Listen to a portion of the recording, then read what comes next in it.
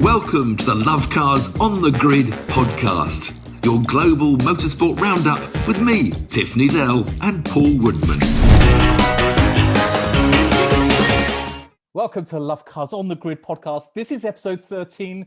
If you're superstitious, it's unlucky for some, and I think we'll come on to that in a moment. We're going to go through some local stuff, which includes Tiff and myself, WEC, a bit of BTCC, NASCAR and Indycar.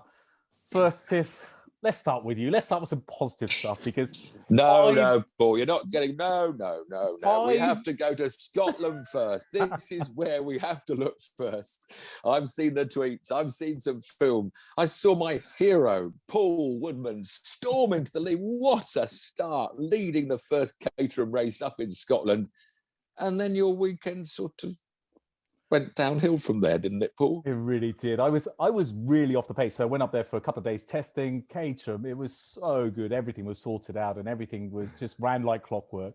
Other than my last session on Friday evening, which one of the back markers span in front of me and I nearly put it in the barriers, which wouldn't have been a good thing. But one of your fellow competitors, Paul, he was going as fast as he could. No, none of this back markers now. One of your fellow competitors.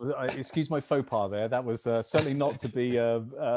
getting two races. You're getting to be such a racing driver. You've done one race and you're already into racing driver mode.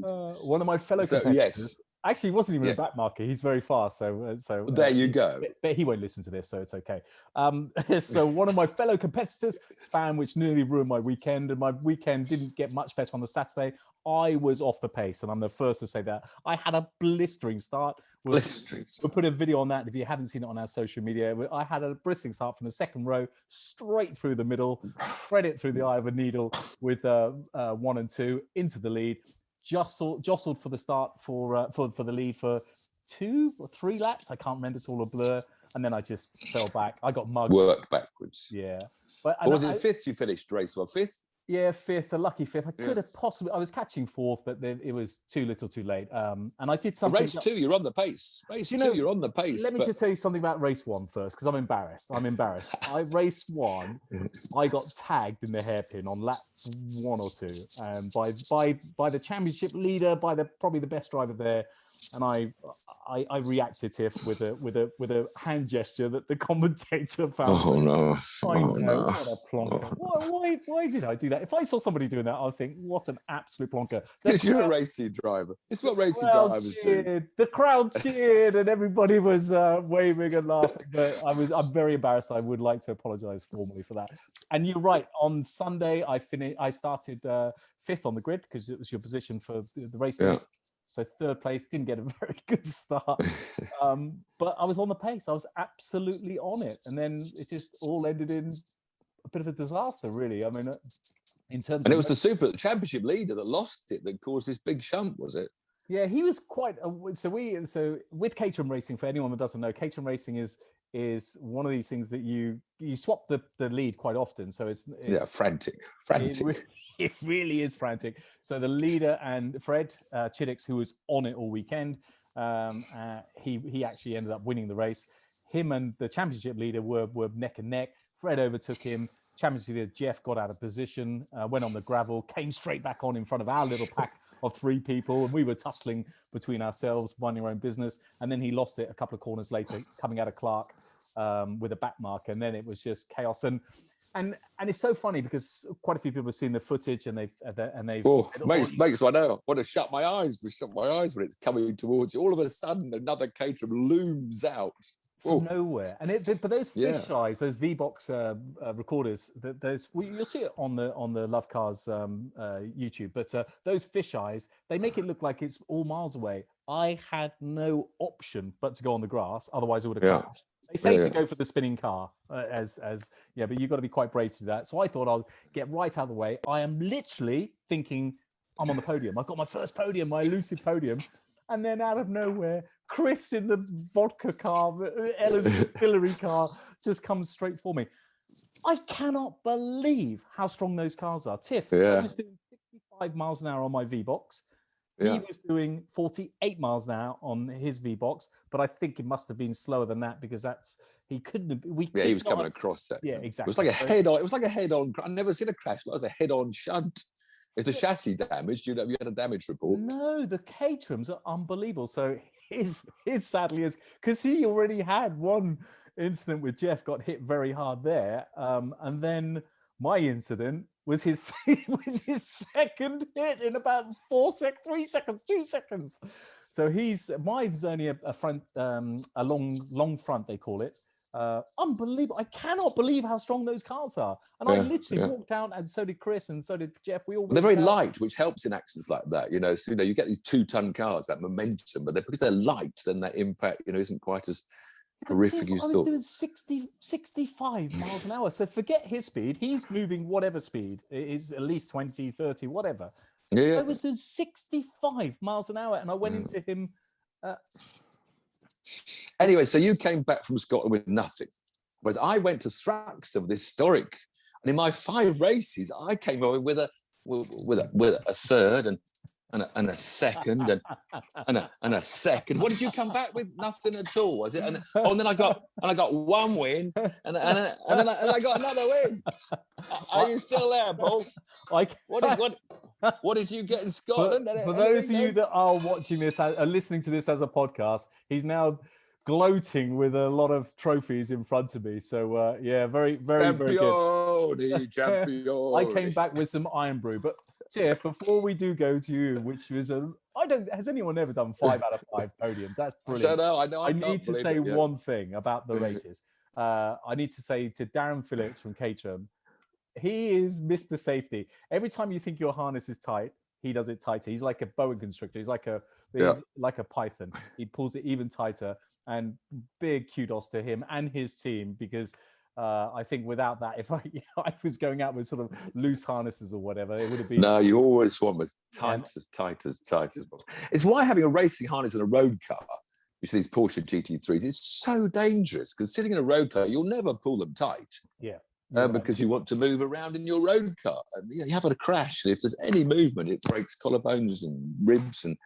But have them harnesses tight. He hides his smile often. He's not known for laughing or smiling very much. But what a brilliant bloke, and what a brilliant team. And I also want to say to the white group as well, because I watched the white group. They had 2 races, because 2 different championships. That was unbelievably entertaining as well. It was a fantastic weekend. It's such a shame. And they're getting quicker, the white group. I saw the front 2 on the grid were equal to the front 2 on the green group. So exactly. they match up. So the big Silverstone, when you're all together, is that the next event when green group and white group are together? It is Silverstone on the 9th of July, I believe. So that's going to be amazing. So big kudos to them as well. It's brilliant watching them. But anyway, Tiff, I'm so sorry to take that away from you. Who has ever done 5 podiums on 5 podiums? I can't believe it. I have to thank John Spears. My car owner, John Spears, has got this fleet of cars. He's the madman that trains. He's a very fast amateur driver, and I'm just about quicker than him. But we raced a Ford Cortina, a Ford Capri, a Lister Nobly, and an E-Type Jaguar. And the last race was, to me, the best win, an E-Type Jaguar round Thruxton. A wonderful car to drive, and very fortunate to have bumped into Mr. Spears. Exhausted, I'm completely wrecked. But if it works both ways, arms are falling off. He's very fortunate as well to have a great crack. With an automotive legend, dare I say? But we did speak over the weekend, and I did feel gutted for you, because you said to me, you've never, in your 50 years of racing, you've never been so gutted about the second place, and the reason one of the seconds, it should have been 3 wins. It was a 45-minute race, the Cortina, and you shared 25 minutes each or 20 minutes each. Last lap, coming up the straight, 8,000 revs, everything wonderful, making my winner's speech. I'd held off a catching car by 2 seconds under pressure. And it just went, I thought the engine had blown. It was just sudden deceleration and mechanical noise. 1 corner to go. So I declutched and coasted through the chicane, and he went past me on the way to the finish line. And I rolled across the line to still get a second place with a dead car. So I guess it's lucky it didn't happen 1 lap earlier, and perhaps it happening meant it won't happen on the first lap of the next race we do. So there's some consolation in the fact I got a couple of wins. But and of course I love Thruxton. I lived there, and I take passenger rides, and So for me to be on my home circuit winning so much silverware was wonderful weekend. Wonderful weekend. But it's funny, motorsport. You don't really realize, so there's a crash, and maybe there's a driver you don't particularly you're not too fond of, and you sort of ha, that's funny. But it's not just the drive. There's so much. They got their family, their friends, their team.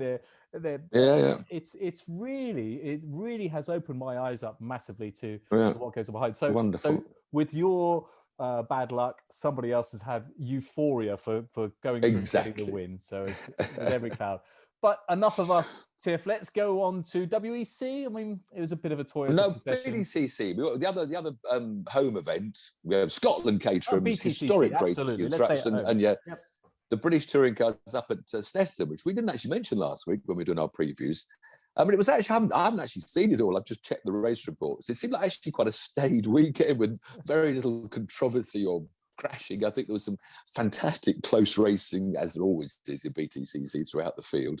But three well-known winners, no surprise. Colin Turkington, the BMW, Ash Sutton, and the Infinity. And the first Hyundai win for Tom Ingram and his Hyundai. And those three actually topped the championship down points, as Ash is leading the championship from Tom Ingram and then Colin Turkington third. So steady weekend, lots of exciting racing, but no big controversy up in the touring cars. In fact, I think the Porsche Super Cup is the most exciting and controversial racing because it's all kicking off there. Do you remember Harry King last year won everything? He's the star of the future, isn't he? Yeah, I mean, great talent. But Dan Camish, who was the champion a 3 years ago, has had to come back because he lost his touring car drive. So there's this big, intense rivalry between those two kicking off. And King, although he won one race, he got beaten the other. But both the Super Cup race winners were given time penalties for track limits, because you feel sorry. What was it? Lorcan Hannafin won the first race, but got time penalty. Kieran Jewis was given the win there, and Harry King won the second race, got a track limits time penalty, and Dan Camish won it. So it's all going there. You've got Camish and King, and you've got these two new names winning races on the road, if not on the track. So I think the Porsche season this year is going to be one of the highlights of the support packages. So touring cars, even if the touring car races, aren't the most exciting, that's the great thing about that package. There's always excitement in the support races to watch as well. So good week. I'm sure it's a great crowd. Norwich, it's always a good crowd at Snetterton with Norwich up there, and it's far reaches of the east of our country. But touring cars. Of course, the Caterham Academy goes there later in the year as well. So that's a long way to go from the southwest of England, as was Knockhill, by the way. I'm only just getting over it now. Where do you want to go next? What about WEC? I think then the World Endurance Championship. Somebody suggested that perhaps we should have a bit of a structure on these as opposed to just going over. So maybe we stay in the same order for each thing, and then people can skip in and out accordingly. So I don't know. When someone crashes a Caterham, it's got to be headline news. I mean, because the World Endurance Championship was a bit of a Toyota finished first and second again. You can't kick off a show when Toyota finished first and second again, because that's what happened down in Portugal, the Algarve. Another fairly tame race. Toyota on top of this new hypercar formula. Alpine with they call it a grandfathered LMP2 one car from last year, so it's not a full hypercar spec. Actually got pole position because they changed this balance of power. We talked about that last week. But the trouble with Alpine, it hasn't got as much hybrid, so it has to stop for fuel more often. So it was always to Toyota's advantage, even though the lap times are now very close. So it was duly Toyota, then the Alpine came third. The Glickenhaus, that was the story really I was looking forward to seeing it make its debut. Great looking car, but it qualified, it was 2 seconds off the pace in 11th in qualifying, behind 7 of the LMP2 cars. And then early on, the Aussie Ryan Briscoe ping-ponged himself off of an Aston Martin into a Porsche and did a bit of damage. And so they got to the finish, I think, but a lot of problems. So a lot of development work for the Glickenhaus yet to come. And the other story is great Battle of LMP2, which is not talked about much. Anthony Davidson having a weekend off from TV. He was in part of the winning team that won the LMP2 class. And again, for Britain, James Collado with the Ferrari win the LMGTE Pro. So some good results for the Brits. But not a great race, 8 hours, solid endurance racing, but nothing very spectacular to write home about. Yeah, well, I think it's kind of the same over the pond in NASCAR. It was the all-star race, the $1 million race in Texas, but there's Well, it was brilliant. Rubbish in the last few laps. Well, because obviously number 5 won. Kyle Larson, 3 races on the trot, not a championship round this one, just $1 million, winner takes all, and the number 5. But he had to fight off a very strong challenge from the Ford of Brad Keselowski. It's a weird showbiz event. I mean, it's in 6 stages. You know, they have 10 laps and 20 laps and 10 laps reverse the field. It's a showbiz night with $1 million at the end. But I think where we have to talk about for real racing was IndyCar this weekend, because IndyCar I like your around little debate on Twitter. I like that. That was quite. Yeah, it's kicking off on Twitter, isn't it? There's always these purists in Formula One that they poo-poo the IndyCar drivers, you know. And as I said in one of the tweets back to the guy that said they're also Rans over there, you know, they're not. The quality of Formula One drivers is so superior, was the implication. And of course, Marcus Ericsson had his first win. I mean, it should have been Will Power's win. They had this very late yellow flag with only 3 laps to go. And Will Power, all sitting in the pit lane, this heat, very hot Detroit day, and Power's car wouldn't start again from sitting, having led the race and looking very likely to win. And of course, Power's always got chips on both shoulders. He's this gritty Aussie. He's like, oh, mate, my engine won't start, mate. He was this usual depressed. It just happens to Will Power. He either has brilliant days or real bad luck days when things seem to work against him. Because Marcus Ericsson had run a strong second, he's right behind him. So come the restart, Ericsson had the leader and ran to have his first win in anything for about 10 years, having struggled in Formula One for so long. As I said, you know, he's not a Lewis Hamilton or a Leclerc, you know, or a Verstappen. He's not that good. But when they rubbish these sort of back of the grid Formula, like we can rubbish Mazepin, obviously we all rubbish him, but you know, Schumacher's at the back of the grid in Formula One. But they go over to IndyCar and they can win a race there where the strategy works for you. You get a good car one weekend, you know, you can still win a race, which what Ericsson did. And of course, dedicated to his mate, Christian, who had that huge shunt. No, his fellow Swede. I thought you were talking about the other Ericsson. Rosenquist. No, that's Danish. Yeah, he was Danish and Swede. Very confusing. Of course, Rosenquist had his throttle stick open. I mean, this Detroit circuit. And this is what I often say about watching one car. If one car going through a corner in front of your eyes is exciting, then that is a good formula. Those Indy cars around that Belle Isle track, which is just wall to wall with, there's not a wall, it's a big ramped curb where you don't want to touch it at all, it'll put you offline. So they're racing with this fantastic precision, but meanwhile the car's bucking over huge bumps and kicking the back out. And, you know, Rosenquist then had this throttle stick open in one of these very tight sections, had this huge head-on shunt into a tyre barrier wall, but just moved the wall back behind the tyres. And apparently no broken bones, no serious injury at all, just his whole body shaken up. So it was a good day for them, good and bad day for the Swedes, because Ericsson won that. But it was just the racing. The racing of day 2, because I had 2 rounds, was just phenomenal. I mean, they're just battling for every inch. They have to run 2 tyre stretches. They have to run the blacks, the slower, harder tyres. They have to run the reds. They got their overtake button, so it's not like, you know, you choose when you have that DRS open flat whenever you want. So then, of course, they can defend with the power to pass button. So there's a bit of gimmickry in there. And the races often are confusing in the middle. There's so much different strategy. Some start on the reds, had to stop early, and they drop to the back and come through. And so it's confusing in the middle, but always by the time it comes to the end, you know where you are. And we had another late caution, this time due to Grosjean. Grosjean, another Grand Prix driver. Is he an also-ran? I'd like to ask. No, he's not an also-ran. Grosjean showed huge talent these early days in Formula One, but didn't, you know, have the car to win. And he qualified 3rd in race 1 and ignored the phone. 5th in race 2. He had a bad weekend. He ended up at the wall in race 1. And he ended up with his brakes on fire in race 2. So he suddenly had Grosjean, the great fire survivor, leaping out. His discs are both caught fire, running to a mast and getting a fire extinguisher. Yeah. I know. So now we had Grosjean being the fireman, which was a weird thing to see. But he had a bad weekend. He's on the pace all the time, but just things didn't go his way. So you're excited about IndyCar? You're happy about? Yeah, we ended up with another 5-lap sprint to the finish. And this, you know, Pato O'Ward in the McLaren team, he just made these manoeuvres about this tightest of. So he moved from 5th to the lead. You know, Joseph Newgarden dominated the day. He was on the reds that were now running out of grip because he was well in the lead, but then the pace car obviously took his lead away. And O'Ward just overtook this most amazing manoeuvres and power. Oh, I mean, that's what Twitter's been talking about today, you know, that it's not high tech. No, they're all the same cars. There's two different engines.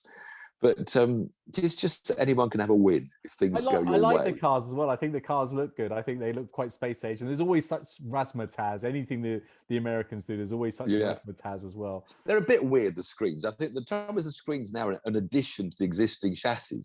So I think the next generation, if they only change the cars every, 5 years, I think, they might look prettier, the next generation of windscreens. But yeah, I mean, it does the job of the Halo and perhaps does it even better than the Halo. Yeah, but it was just fantastic racing. I mean, you know, every restart, I mean, people are overtaking from first down to 21st and making moves and side by side into turns, and it was just racing, a bit like Caterham. We've actually started the show with Caterham racing, and the Indycar is like the Caterham racing for the big boys. You know, just a little tiny bit faster, a little bit faster, a bit more expensive, a bit more that goes into it.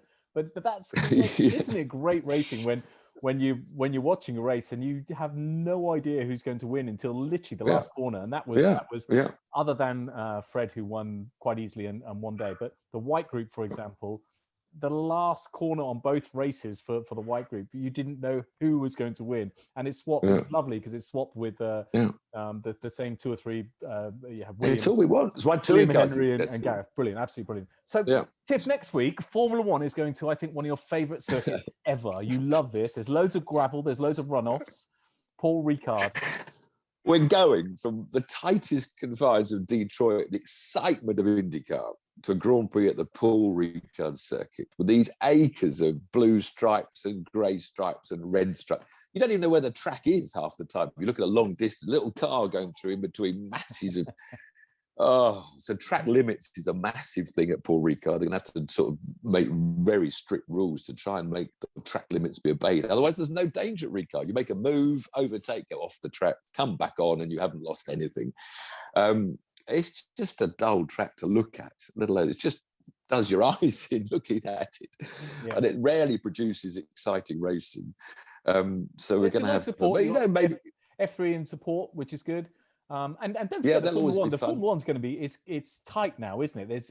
It's really tight now, which makes it interesting. The funny thing, it's a bit of a shame in a way, because we have to find out, is this going to be a high rake circuit with the Red Bulls or a low rake circuit with the Mercedes? So it's going to give you advice on one or the other. But I think in the heat of the south of France, maybe it's going to help Mercedes warm their tyres up, which is their problem compared with the more downforce of the Red Bulls. So it's going to be fascinating. Ferraris, you know, they're qualifying fast, but they still seem to be a bit slower in the race trim. Yeah, it still could be a really exciting race. Don't give up on it. I just hate looking at that circuit. You never know. If you have tracks like Ricard, the same as Spa through Eau Rouge now, where we've got the grey gravel, or Ricard, you've got the red stripes, the blue stripes. If you paint everything that's not the track green, because then you'd see how narrow the actual track is that the driver's supposed to stay on. I had someone on Twitter do this for me when I said, paint the Eau Rouge, paint all the runoffs on each side. And all of a sudden, you can see the severity of the corner so much better when you can visualise what the bit they're supposed to stay on is actually quite a narrow little stream. But anyway, it'll be fine. But it will be fine. It could be the most amazing race ever. Let's wrap this up. Next week as well, there's MotoGP. The Sachsunring, that's a good racetrack. Lots of going on. That's always a thrilling little... It's a bit of a pit bull of a circuit. You know, where is it? Whereabouts in Germany is it? No idea. In the middle. It's in Germany. Indycar. It's a real biker's track. Cars don't race. Indycar go to, again, circuits. Indycar. We jump from Detroit, one of the best street tracks. Paul Ricard, rubbish. Road America. I've never raced there. It's about 4 miles. It's got every type of corner.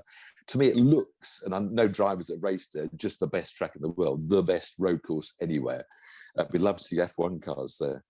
NASCAR go to Nashville, Tennessee. And Formula E. Formula E's back in a place called Puebla. I don't know why they haven't gone back to the Mexico Grand Prix track. I think they decided to take it out. Maybe it's because of the coronavirus. Maybe this is going to be better. Maybe it's going to be. I've seen a map of it, and Puebla doesn't look too exciting. Wow. But anyway, Formula E, for Formula E lovers, I shall be watching it. Don't worry, I won't criticise it without watching it first. So lots of variety next week. But this week is all about Tiff Needell, 5 races, 5 podiums. Congratulations. Thanks for joining us. As always, leave your comments. And I can't see Tiff now because he's just hidden his screen with trophies. Bye, everyone. Which is time to say goodbye.